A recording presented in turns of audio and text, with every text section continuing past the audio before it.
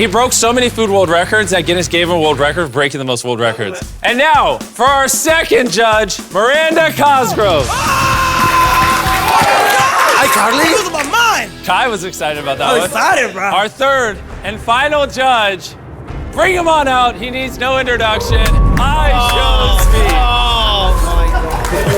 Watch this. That's all I gotta say. The time has officially started. You guys can cook anything you want. This time is going to go by way faster than you think. On top of that, your dish will be judged on taste, creativity, and presentation. The race has begun. Let's see what they whip up. And iCarly, her older brother Spencer, loved eating spaghetti taco.